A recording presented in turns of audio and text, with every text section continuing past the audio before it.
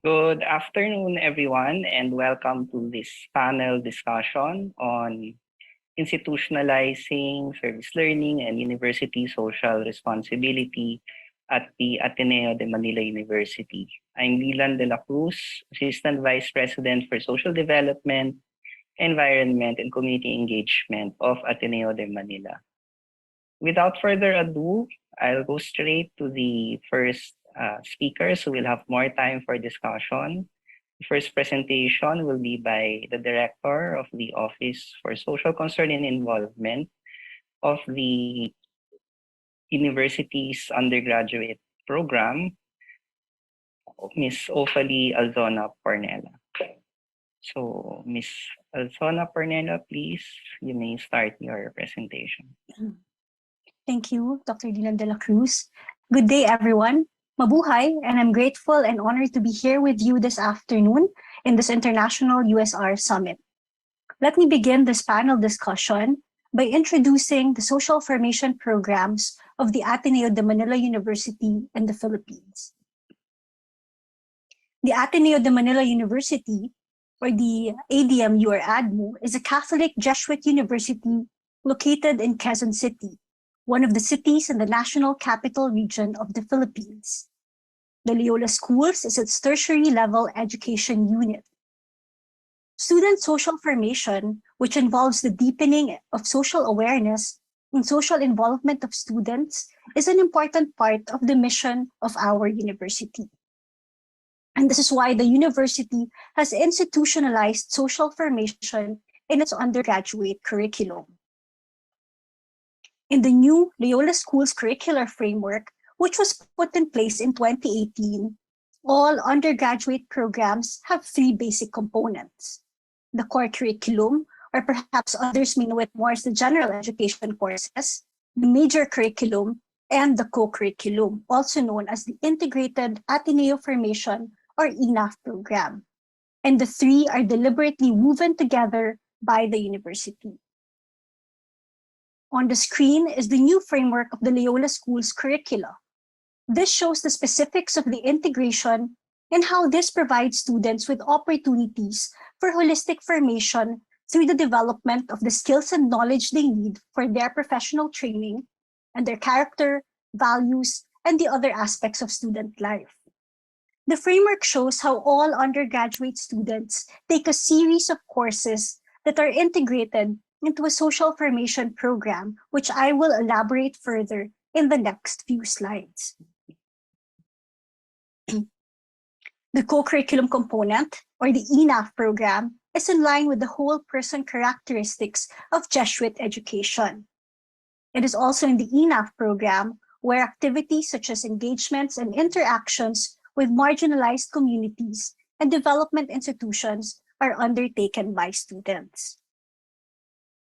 These engagements are facilitated by our office, the Office for Social Concern and Involvement, or OSCE, or OSCI, which is the social formation arm of the Loyola Schools. Our vision is to deepen social awareness and intensify the passion for social involvement of our students to hopefully create a positive impact among marginalized communities. Now, how do we do this? We do this through our ladderized programs for the students' 3 years of stay in the university. So first, as part of the ENAF program, first-year undergraduate students undergo the binhi, or we can translate binhi as seed, in which students engage in storytelling sessions with their assigned community. Through these conversations or dialogue, the students become more aware of the situation of the community they engage in. SOCSI 11, or the Understanding the Self course, helps facilitate the experience of the students in the hope that students understand themselves deeper in relation to the connections they shared with the people from their assigned community. Second-year students experience the Punla program. Punla also means seedling or sapling. The Punla program is also the first half of their National Service Training Program, which is a program mandated by the government aimed at enhancing the civic consciousness of the youth. Through sectoral situational sessions, or what we call the Sexit Talks, students are provided with the opportunity to engage with sharers or speakers that are from institutions, organizations, and government agencies and service to a particular sector of our society. They provide a macro perspective of the issues of these sectors, including sharing statistics and case studies with the students. After this, our students go through area engagements that focus more on the interaction and the sharing of experiences from members of a vulnerable or marginalized sector in society. Through these engagements, they are invited to deepen relationships with fellow persons at the margins of society while growing in understanding the broader processes that have resulted in marginalization and inequality in society. Their learnings from their core course, the Theology of the Catholic Social Vision, or Theo 12, and the shared assessments of both the program and the core course also help achieve this outcome. For third-year students, both the Binhi, which is the first-year formation program, and the second-year formation program, Punla, become preparations for the service learning initiatives that they undertake as part of the Big Kiss, which is also the second half of their national service training program. Big Kiss means to put things together, but we also relate it to the harvesting of mature rice crops. These service learning activities are accomplished as requirements of a core curriculum third-year course, Economy, Society, and Sustainable Development, or SOCSI 13, and as part of major subjects that students enroll in based on their academic disciplines. Big Kiss provides students with opportunities to respond to the needs of marginalized communities or organizations through service learning research. Some of them do quantitative or qualitative assessments of a project or program of our area partners. Some groups may create modules or hold tutorials for students in the public schools, and some do projects that collaborate with area partners in creating outputs that address one particular need of the area.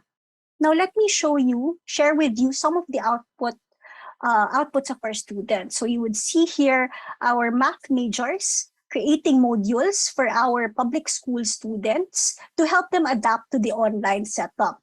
You'll also see here a group of students conducting research for a local partner NGO. Here, you will see a sample of a comic book about taking care of one's health and a health plan for a local community done by our students.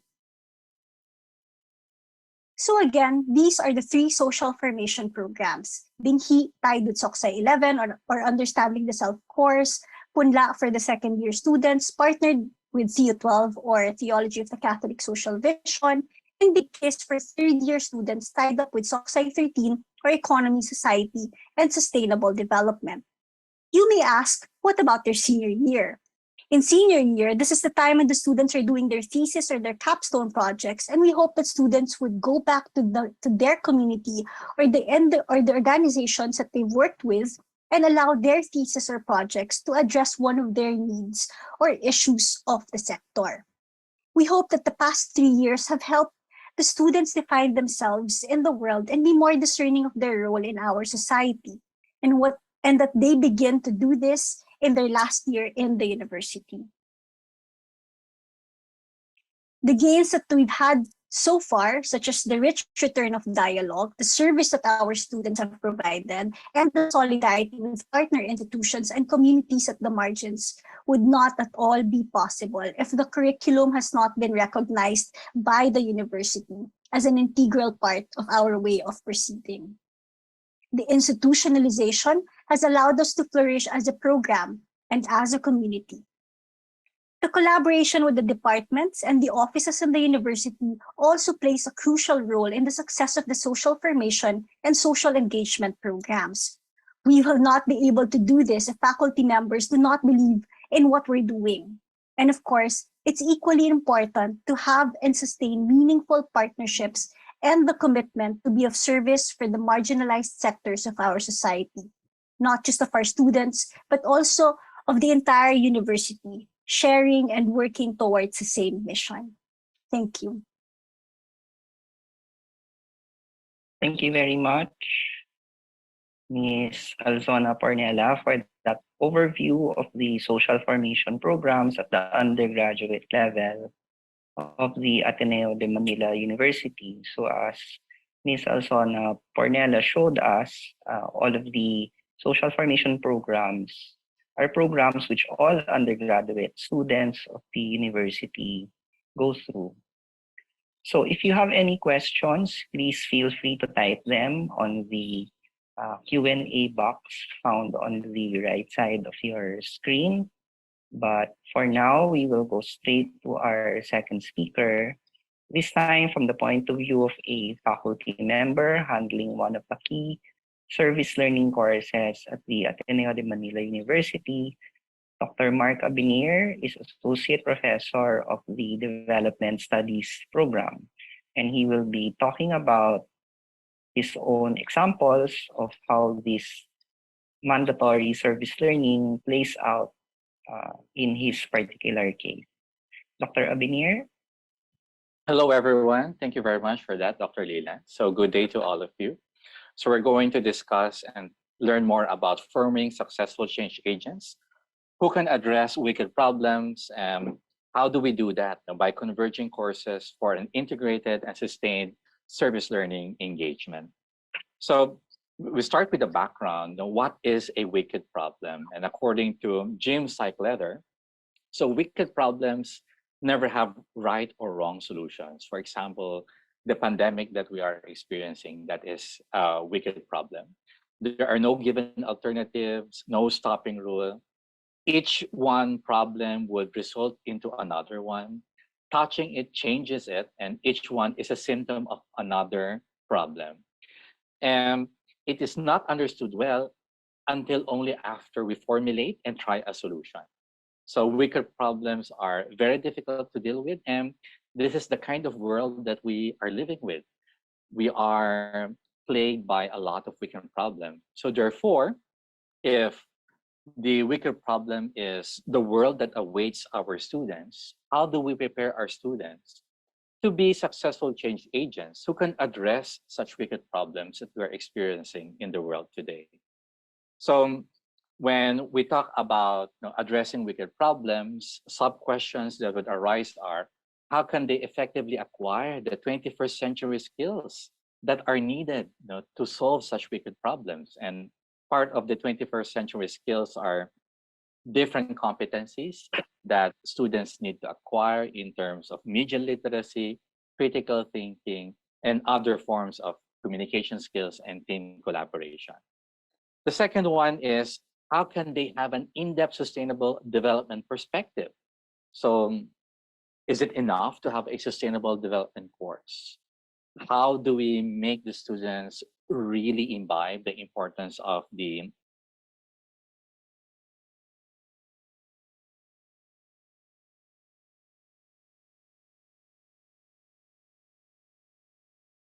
Just checking, is it me who's frozen or is it Dr. Abenir?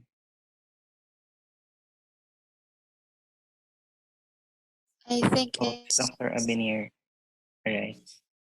So this is on the Hong Kong side. So maybe is it still not showing? Dr. Abenir, yeah, you were frozen for a while. Your image is frozen, but we can hear you. Okay, but the slides are not moving, no? Yeah, we are still at how do we prepare our students to be successful change agents?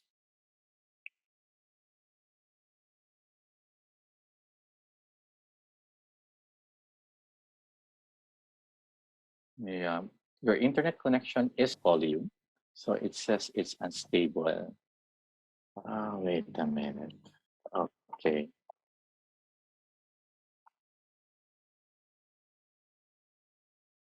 Okay, it moved a bit. Do you want the others to go first before, and then we'll get Yeah, back to others you? to go first, and let me see Alright. what's the problem here. Okay, thank you, thank you. All right. So apologies for that. We will get back to Dr. Abenir with his presentation. Yeah. Okay. Thank you very much.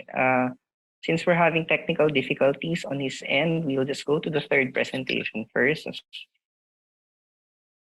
Sorry. As I mentioned earlier, if you have any questions, please put it in the Q&A box that is found on the platform. But while Dr. Abenir looks into the internet connection where he is right now, we'll go straight to the third presentation and just go back to Dr. Abenir later. So the third presentation is a collaboration between Ms. Dana Buñag, Ms. Syra Petalio, and Ms. Erika Mendoza. So I think they will be sharing their screen and presenting their video.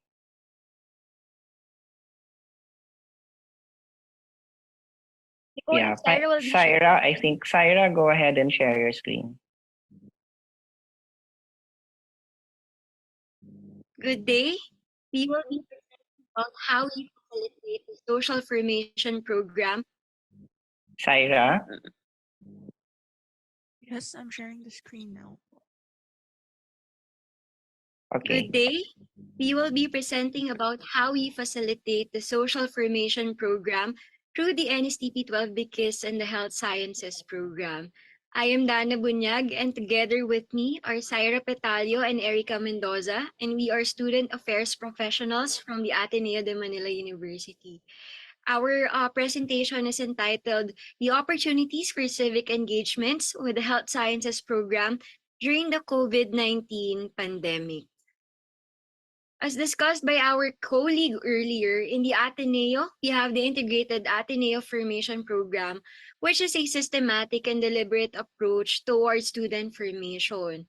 It is aimed toward the formation of persons for and with others who will contribute meaningfully to the transformation of Philippine society as servant leaders engaged in various fields of endeavor. One of those formation programs is the National Service Training Program, or NSTP. The NSTP is based on Philippine Republic Act 9163, which seeks to promote civic consciousness among the youth and to develop their physical, moral, spiritual, intellectual, and social well-being. Mentioned in the previous presentation, the NSTP is part of the ENAF, and is being implemented in 2 semesters, the NSTP 11 taken by sophomores and the NSTP 12 taken by juniors. So this presentation will focus on the NSTP 12 Big Kiss program. This program is a relatively new program as it started in school year 2020 in time for the complete rollout of the new school curriculum. It is designed for juniors taking the economy, society, and sustainable development or SOCSI subject. It provides opportunities for students to immerse and interact with partner communities and institutions and to respond to the needs of marginalized communities or development organizations through discipline-based or service learning research or projects. The NSTP Club is called BIKIS, which is a Filipino term for weaving together, as it hopes to weave together and synthesize students' learning from the different formation programs. When the Ateneo de Manila University resumed classes, the university adopted the online mode for teaching. The same modality was used to deliver the NSTP 12 BIKIS program. The program is divided into 6 modules with 3 different phases. The pre-engagement phase, which includes all preparatory activity. The engagement phase, which includes engagements or interactions with our partner communities and institutions. And lastly, the post-engagement phase, which includes processing, sessions, and synthesis activities. The activities were composed of synchronous and asynchronous components, and Canvas is the official learning management system used to publish the different modules. The heart of the program happens during the engagement phase where students and partner communities and institutions interact with each other. So we tried to look for partner communities and institutions which express needs or services that our students can cater to and has the capacity to interact with our students online. And synchronous sessions with partners during the online engagements are done via Zoom, Google Meet, or Messenger rooms. Now we'll discuss the partnership between the NSTP 12 and the Health Sciences program. And this will be For now, we discussed by go Ms. through the Syra partnership between the Petalio. Health Sciences Program and the NSTP 12 BKIS.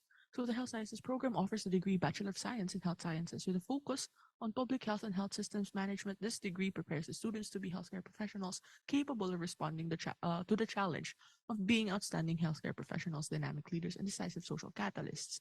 This does so by training the professionals to engage in various ways that calls for multidisciplinary and systemic approaches to various issues and challenges concerning public health care. They're also one of the longest partners for the Office of Social Concern and Involvement and has already created various integrations and designed and implemented these with OSCE throughout the years, even before the NSTP 12 PKS program. However, in the succeeding slides, we will be talking about some of the changes in the NSTP 12 BIGKIS and Health Sciences Program partnership implementations over the 3 years that the program has been running. So we'll begin with what happened in the year 2020-2021. So during this time, the university has a quarterly setup when it resumed the online classes after the onset of the pandemic.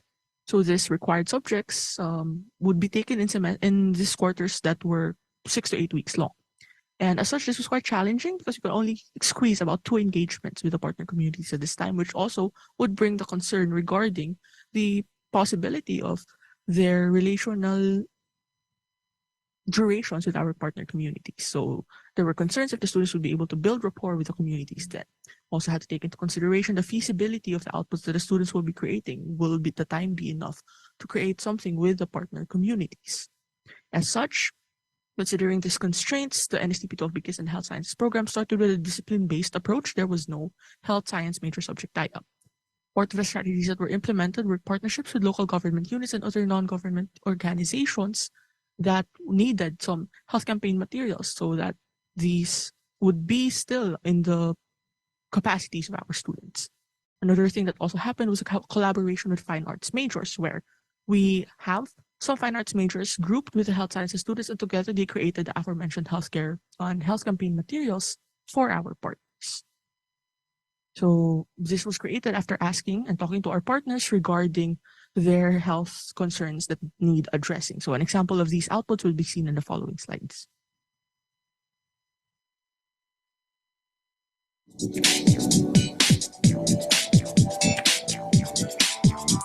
Kapag sinuot ang face mask, wala ka nang magagawa, mag-face shield ka na rin.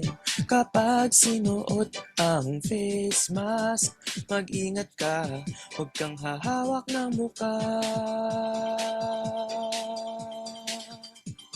Distance, distance, social distance, hugas, hugas, hugas kamay.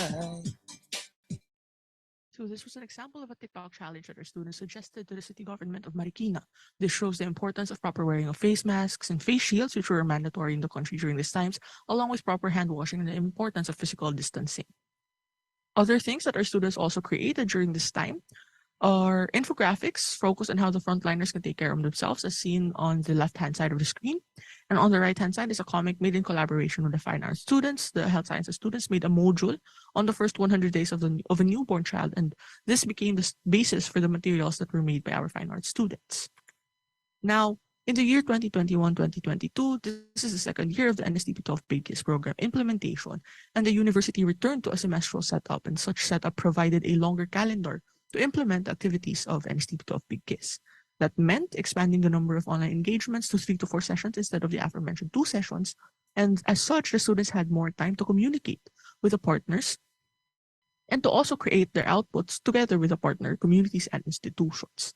Because of this time that we gained in terms of the semestral setup, the partnership also explored another subject tie-up, this time with one of the major subjects taken as part of the curriculum of the health sciences students, Anthro 168, or the Anthropology of Health, which is focused on the relationship and the interplay of bioecological conditions and social-cultural and power relations in terms of what this has to do with health and wellness.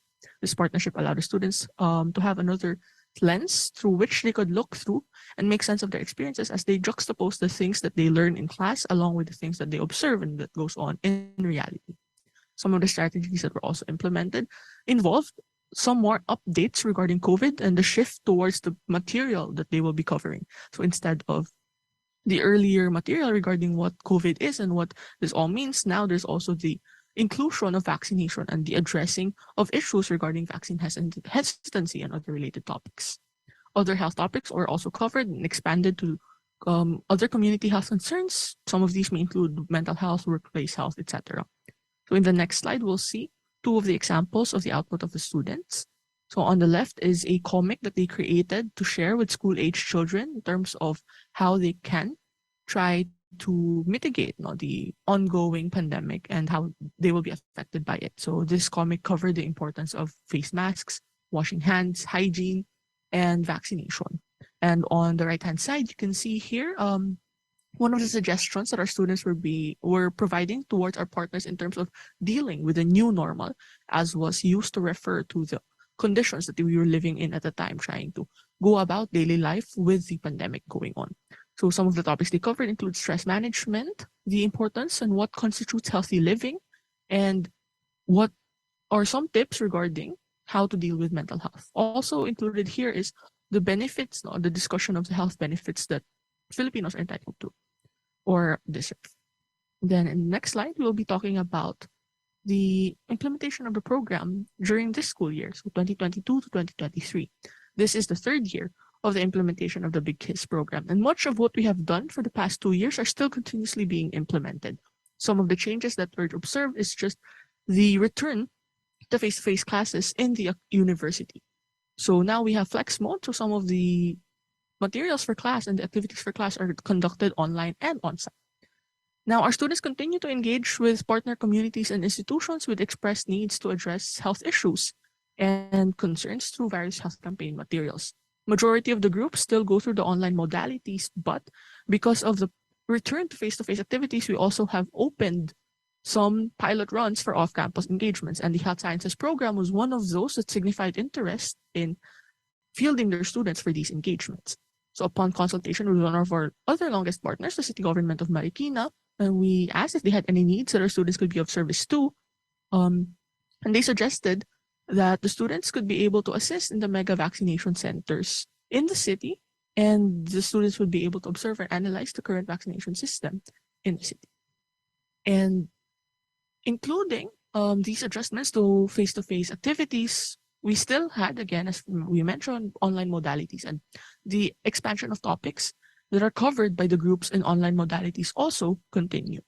So these off-campus engagements were once again still purely voluntary and was only open to a few groups, and we also followed the protocols prescribed by the university and the LGU as we implemented this program.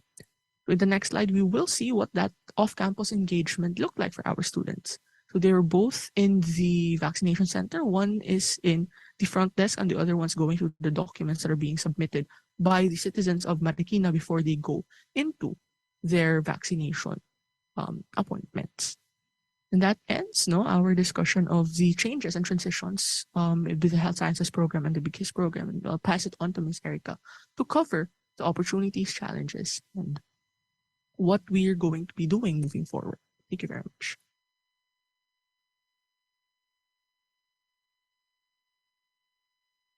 For the opportunities, as mentioned, the Health Sciences program has been one of the most supportive departments in implementing service learning and discipline-based initiatives. The Health Sciences department has been very helpful in designing and contextualizing the activities and outputs of our students. This way, we promote better one of the values of the NSTP 12 BKIS program would like for the students to inculcate, and that is being professionals for and with others. The pandemic challenged many of us to find creative ways to continue with our activities and to move forward. Prior to the pandemic, the Enough programs cater to communities and institutions which are close proximity to the Ateneo de Manila University. Shifting to online engagements enabled us to reach far-flung communities. The online mode of interaction was the best possible way to look on institutions to respond to the signs of the times. This mode of interactions allowed students and partners to share their stories and experiences with one another. Students are also given the opportunity to exhibit their creativity through the outputs they produce for our communities. Despite the limitations such as time and online setup, the students were able to produce quality outputs that respond to the expressed needs of our partners. Thus, the health sciences students in particular have been creating a variety of health campaign materials that can be used not only for the partner communities they are assigned to, but also to other areas with the same health concerns identified. The NSTP 12 Bikis program also opened opportunities for communities to continue their engagement with their assigned partner communities. We had some of our health sciences students who requested to do their theses in relation to their assigned partner communities in the NSTP 12 Bikis program. Now, for the challenges encountered by the NSTP 12, there are constant adjustment over the past 2 years. One of the major constraints would be cancellation of classes and thus online engagements due to typhoons. It was a pronounced concern during the quarterly setup because of the relatively shorter calendar. Thus, we always have to be ready in terms of adjusting our schedule. Since we are on the online setup, internet connectivity was also a concern. There are moments when our partners and even our students have difficulty in joining the online engagements because of our low internet connections. We had to resort to creative ways, such as doing a phone patch during our online engagements. Setups also changed. Shifts from quarterly to semestral calendar setup. We also had to adjust the activities to fit the semestral setup. And more importantly, we have to carefully plan how to go about with the off-campus engagements. Now, how do we see NSTP 12 because moving forward? We are very hopeful that more and more students will be eventually be able to join our off-campus engagements and that more communities will be serviced for off-campus engagements. Also, we have to acknowledge that there are gains during the online engagements. As mentioned, we were able to cater and service far-flung communities and was able to build relationships with them. The question now is how can we maintain these gains? Lastly, the NSTP 12 Wikis program is a relatively new program. It has so many rooms for adjustments. We can always reimagine how the program can be better implemented. And with that, that ends our presentation. Again, this is Erika Mendoza together with Ms. Danna Buñag and Syra Petalio. Thank you for listening. Thank you very much, Ms. Buñag, Ms. Petalio, and Ms. Mendoza for that presentation showing how the service learning program works in terms of operations and how it has evolved even during the time of the pandemic. There are certain common themes between what Ms. Alzona-Pornela presented earlier and the presentation of our three professionals from OSCE. So again, if you have any questions, please feel free to place them on the Q&A box on the platform. But in the meantime, while there are no questions, we will have Dr. Abenir again to talk about things from the faculty perspective. Dr. All right, Abenir. thank you very much, Dr. Leland. So the title of the presentation is Forming Successful Change Agents Who Can Address Wicked Problems. And the goal is to converge courses for an integrated and sustained service learning engagement. So when we talk about wicked problems, these are just like the COVID-19 pandemic that we are experiencing. And according to Jim Cycleather, The Nature of Wicked Problems, they never have right or wrong solutions. It's very hard to find alternatives. There is no starting and end rule. And each problem is unique on its own. And the problem that we discover will result into another one because it is just a symptom of the one that we're trying to understand. And the moment we touch the problem, it changes its nature. And it is not understood until after formulating a solution. So that is the kind of world that all of us are living in. And in the literature, the wicked problem is the very crucial thing that people must learn to address. So from there, the problem is how do we prepare our students to be successful change agents who can address wicked problems? And because of the complexity of wicked problems, the sub-questions that we also need to answer is, how can students effectively acquire the 21st century skills that are needed to address these wicked problems? And when we talk about 21st century skills, these are foundational literacies, competencies that students need to develop, and the character qualities, according to the World Economic Forum. And springing from the 21st century skills, part of the wicked problem is achieving the sustainable development goals. And how do we help our students have an in-depth sustainable development perspective in trying to address wicked problems? And the third is, how can academic courses work together to help students produce an integrated output that deal with real-world problems? Especially now that academic courses operate as silos, how do we converge them together to work on a certain wicked problem, and where students could make use of their different disciplines? And lastly, how can students actively, meaningfully, and effectively engage with their immediate society or communities? So those are the sub-questions that this major question needs to be addressed. So from there, the solution is, convergence of selected courses for academic service learning.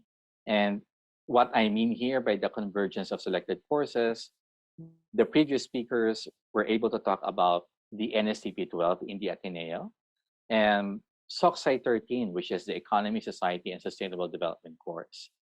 In addition to that is the major course taken by the students that I handle. These are development studies students. These are Dev 106.1I, or Community Development and Social Change, and Dev 107, which is Project Management. So we need to be able to converge them in order for students to have a final integrated output that deals with their core curriculum, a government mandated course, which is NSCP 12, and their major courses pertaining to Dev 106.1I and Dev 107. So the first step is to be able to align these specific courses in terms of their course learning outcomes. So as you would see here in this slide, although it is quite blurred right now, but it is trying to look at the different course learning outcomes of each course and how they complement one another. It is because the SOCSI 13 and NSCP 12 are designed by the Ateneo to be fully integrated. Then the other courses that needs to complement that are the major courses of the students when it comes to Dev 106.1I and Dev 107. So if SOCSI 13 and NSCP 12 have three learning outcomes, the Dev 106.1I and Dev 107 also have three learning outcomes that complement one another. So for example, if you see the first row in Dev 106.1, critically analyze selected cases of development issues, SOCSI 13 would be applied the different development parameters and paradigms regarding how they define and relate socioeconomic problems. And NSCP 12 will be critically understand different transforming structures and processes that contribute or help alleviate the experience of poverty. And Dev 107 would be relate essential development project management concepts, principles, and knowledge areas in the implementation of a service learning development project with an Ateneo partner community. So the alignment needs to complement one another so that students do not feel and sense that these courses are not converging towards a final output. And also from there, which is very important, is the phasing of the academic service learning engagement. So in the first semester, Dev 106.1, SOCSI 13, and NSTP 12 are working together as a converging course in order to produce an output which is identifying and defining the problem in the partner community and setting up the entire service learning project. And the second semester, students are given ample time to plan and implement and to properly close the project. So it becomes a one-year engagement where 4 courses are working together in order to help students to have a deep dive in the first semester understanding the context of the partner community, and also have a very meaningful and long-term engagement in the second semester so that they could address the wicked problem that is being experienced by the partner community. So it ends up either a proper closure activity where the project is formally handed, or a handover of certain products, services that students were able to develop so that the community can make use of that. It could also lead to extension of the project to be recommended to other courses or to another batch of development studies students, or it could be expanded or redesigned, especially when students want to pursue them as a form of thesis when they go already to their senior years in implementing thesis-based projects. So from here, I would like to show to you the different projects that was created by the students as a form of concrete outcome of the convergence of these four courses. So let us watch this short video presentation to understand the different involvement of the students.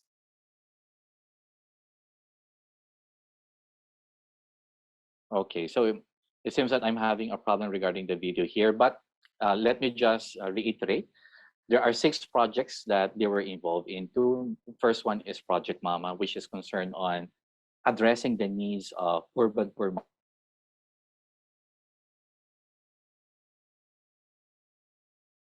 Okay, just checking. Is it Dr. Abenir again? Yeah, it got overloaded. Yes, we can do that. Yeah, so we can go straight to the panel discussion and just inform Dr. Abenir when he gets back on board. So I just like to ask the audience, thank you, Dr. Abenir, for the presentation. Hope you can connect in a bit. But again, I'd like to ask the audience if you have any questions. But in the meantime, let me get the ball rolling by asking my colleagues for some answers regarding some questions. So maybe we'll start with Miss Alzona-Pornela and ask about what has been the impact of these programs, particularly the service learning programs, on the students. What feedback have they given? How do you measure the feedback of the students? Thank you so much, Dr. De La Cruz, for that question. So in terms of feedback of the students, in particular, you're asking about the service learning initiatives, which are undertaken during the third year formation program.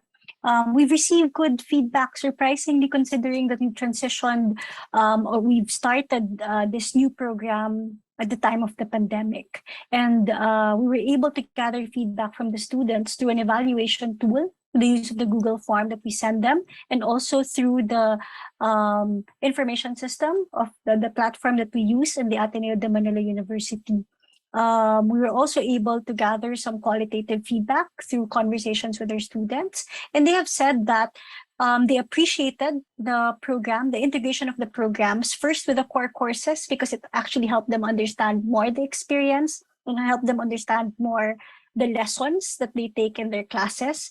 Second, they appreciated the relevance of their projects. They're able to make use of the skills and the knowledge that they gain from their major courses and actually apply it to be able to come up with solutions, real life solutions to real life issues or concerns of our partner communities.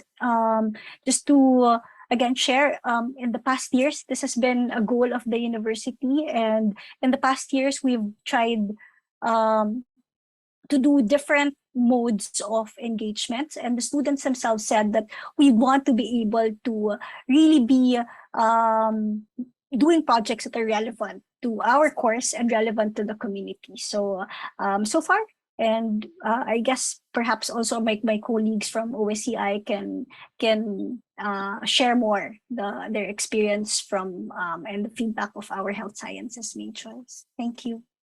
Does anyone want to chime in, Ms. Buñag or Ms. Petalio, on the note of Ms. Alzona-Pornela? Unless maybe we can also ask, maybe Ms. Petalio, what were some of the maybe points of improvement asked by the students based on the evaluations.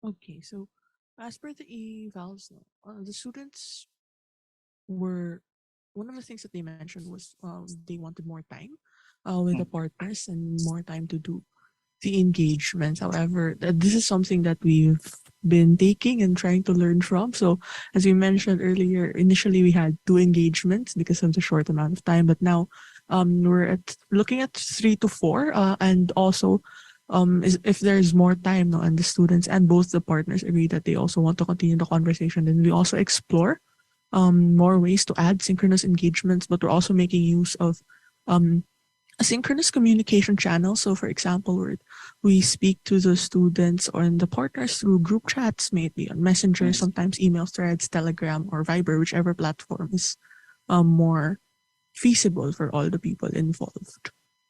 Okay, thank you, Ms. Petalio. Maybe I'll ask you later about the quality of the conversations on those more informal channels. But first, let's welcome back Dr. Abenir. You got cut when you started playing the video. Would you like to say anything else? Maybe not present anymore, but what remained in your presentation? Okay, thank you for that. Sorry for the unstable internet connection. But basically, the students appreciated the 1 year engagement. So it helps solve the time problem. So it's more really how they're given more time to innovate the implementation of their projects. Especially they have the full second semester to really implement their projects and really make necessary adjustments whenever there are emergency cases that occur. So because of that length of time, students become comfortable having an in-depth understanding of their partner community. They're able to build relationships in the first sem. So in the second sem, it becomes very easy for them to better focus on how do we make this project work together with their partner communities. Yeah. So in this particular case of development studies, in a sense, they're lucky because they have a 1 year runway, whereas most courses have a 1 semester runway. Yes. Yeah. All right. So let's move on. Still waiting for questions from the audience. Please just put it on the Q&A portion. I have a question for Ms. Buñag, who has been with the Office for Social Concern and Involvement for quite some time, and she's seen how things have changed from before to today. And the big difference, of course, is that service learning has been institutionalized in the university. So maybe Ms. Buñag, you can share some of your observations. What changes do you see in terms of implementing the program, in terms of feedback of the students, now that service learning is institutionalized?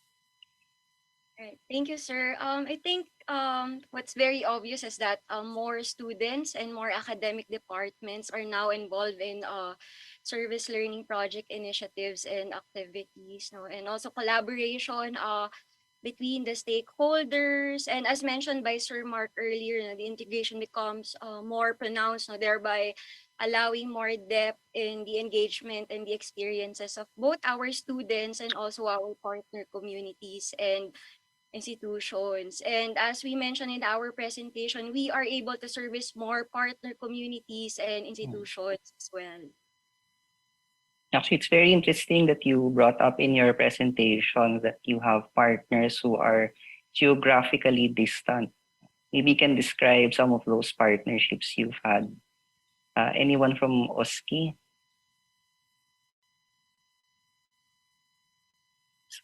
I guess Ophalle, if no one's answering, the boss will answer. Okay. Yeah. I guess because of the online mode that we're in right now, we're able, prior to the pandemic, we were only able to partner with communities or institutions that are around 6 hours worth of travel time. So we won't miss a lot. But now we're able to partner with communities from as far as Visayas or Mindanao. And this usually would take a plane ride. We need to take a plane ride to be able to get there. And we're able to address real needs of these partner communities and institutions. But at the same time, aside from that, I guess because of the pandemic, we're also able to teach our partner communities and institutions to make use of technology to be able to communicate with us. Most of them are already more adept in terms of using Zoom, Messenger Room, Google Meet, and sometimes they do teach us, the formators and the professionals, on how to use the things when we do panic, when we do technical concerns, address technical difficulties. So we were able to cross boundaries, cut boundaries because of e-service learning, and this is something that we hope we could still continue to do, even as we ease out of the pandemic, because there are real concerns or issues that also need addressing in the Visayas and in the Mindanao. And I think last school year we were also able to partner with a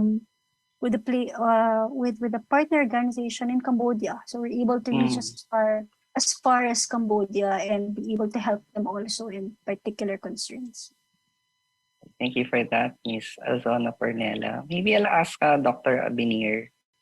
And you had a presentation about impact. Maybe you can talk about that briefly, because one of the things we're exploring is how do we begin to measure the impact of these kinds of programs on the community? Yeah, thank you for that. In the previous session, I was discussing the impact on partner communities.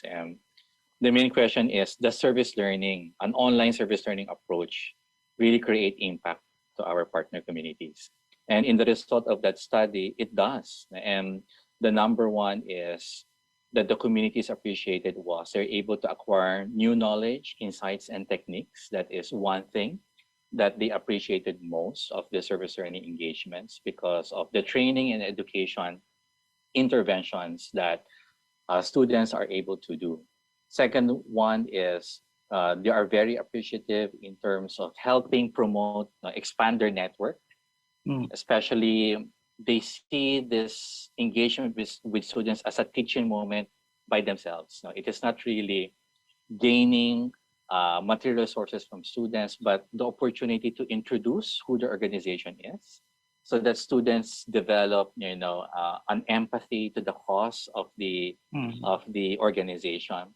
So they feel that broadens their network, and these are worthwhile investments. When I say investments, because these students would be champions whenever they graduate for that organization, fighting and forwarding for the cause.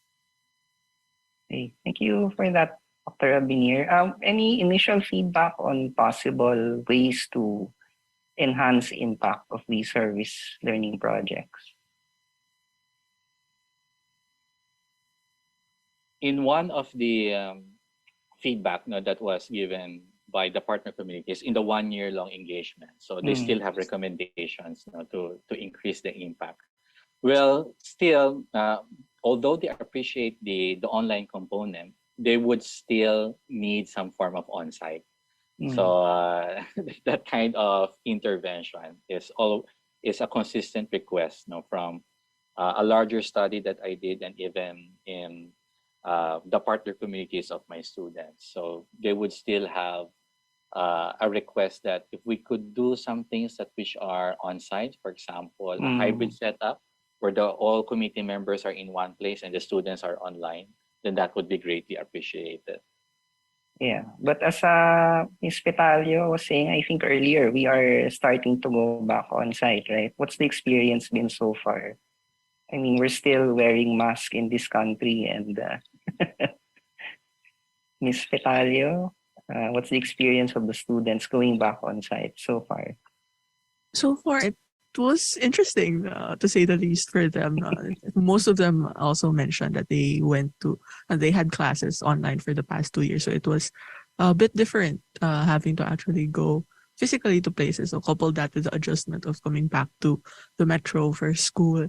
But it was a good different, I think, for them regarding the activities that they had in the area, because being in Marikina also allowed them to see, at least specifically for the health science students, how the vaccination program worked, and it hit some of the things that they've been learning about in class. And it was a different experience for them being able to juxtapose again the theories that they were learning in class towards what was going on, and it allowed them to see how else or what else affects the push for public health and service delivery towards the localities, and how to be able to make certain movements in terms of that, and seeing firsthand how the residents of the city were responding to the program that the LGU had. So it was interesting. The students were saying that it was a bit difficult trying to figure out how to converse once again in a more face-to-face manner, but it was something that they had been excited about. Thankfully, as we were talking about them, talking about their engagements with them afterwards. That's good to know, Miss Petalio. Maybe as a last question to Miss Mendoza, who is relatively new to the office, maybe how's the experience been so far guiding these students through service learning? Hi, sir. Hello, everyone. I think as a new formator or as a new student affairs professional, I personally want to commend the university and also the faculty on how they are strategizing these service learning projects. And I think from the other schools that I've been to, NSTP in Ateneo is very different since these students are really experiencing these tasks firsthand. Especially when I experienced these off-campus engagements, I saw how our health sciences students are really helping in the mega vaccination center at Marikina. So it's very commendable that our students and also the NSTP program is helping these students lend its hand, especially with this service learning projects, and how we can respond to the times that we're really solving this real life problems. That's all. Thank you po. Thank you, Ms. Mendoza. And thank you to all our speakers, Ms. Ophalle Alzona-Pornela, Dr. Mark Abenir, Ms. Buñag, Ms. Petalio, and Ms. Mendoza for all of your presentations. I hope all of you who are listening in live or via the recording have picked up some notes about institutionalizing service learning and social responsibility within a university. If you have any questions for any of our speakers, please feel free to look them up on the delegate board and send them messages.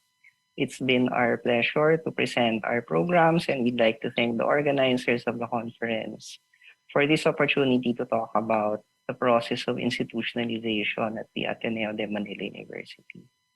I think we can end on that note. Thank you very much. Thank you very much to our backroom people, and we'll see you tomorrow for the next day of the conference. Thank you, everyone.